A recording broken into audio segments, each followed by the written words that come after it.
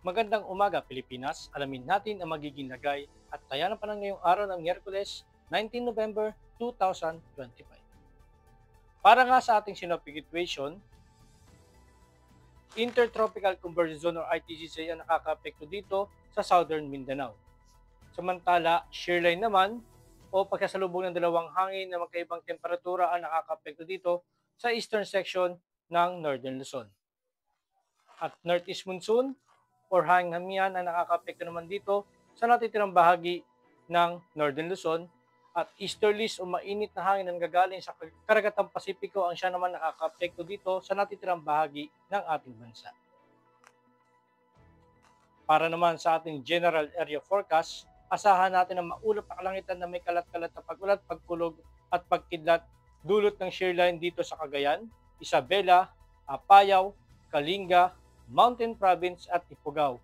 Samantala sa Batanes at Ilocos Norte ay makakaranas din ng maulap na kalangitan na may kalat-kalat na pag-ulan dulot naman ng northeast monsoon.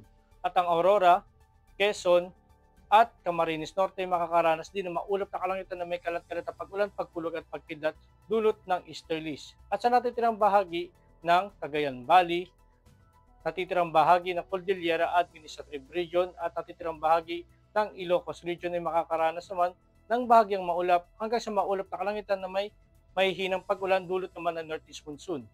At asahan din natin, partikular ng Metro Manila at natitirang bahagi ng Luzon ay makakaranas ng bahagyang maulap hanggang sa maulap na kalangitan na may pulupulong pag-ulan, pagkulog o pagkidlat dulot naman ng localized thunderstorm at easterlies.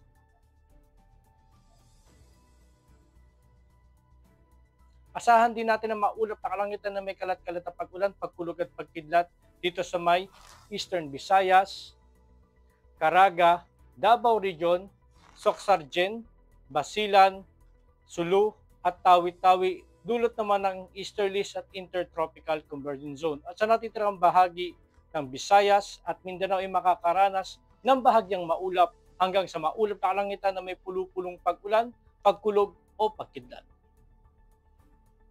Para naman sa 3-day forecast sa Metro Manila, simula bukas hanggang Sabado asahan natin ang bahagyang maulap hanggang sa maulap na kalangitan na may pulupulong pag-ulan, pagkulog o pagkidlat. Ganun din sa Cavite, Angeles, Lipa, Puerto Princesa, Kalayaan Island, Lapu-Lapu, at Zamboanga. Samantala sa Davao, bukas asahan natin ang maulap na kalangitan na may kalat-kalat na pag-ulan, pagkulog at pagkidlat. At sa susunod na 2 araw simula Biyernes hanggang Sabado, asahan naman natin ang bahagyang maulap hanggang sa maulap na kalangitan na may pulupulong pag-ulan, pagkulog o pagkidlat. Ang araw ay sumikat kaninang 05:59 at lulubog mamayang 17:24. Meron naman tayong 1% moon illumination decreasing. Para naman maging updated sa lagay at taya ng panahon, i-follow lang ang aming social media accounts ng Air Force Weather Center. At yan lang po lagyan ng ating panahon at sa ngalan po ng aming commanding officer na si Colonel Alvin John Cugador, Pop Jesse.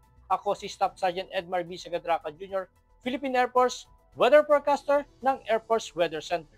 Muli, magandang umaga, Pilipinas.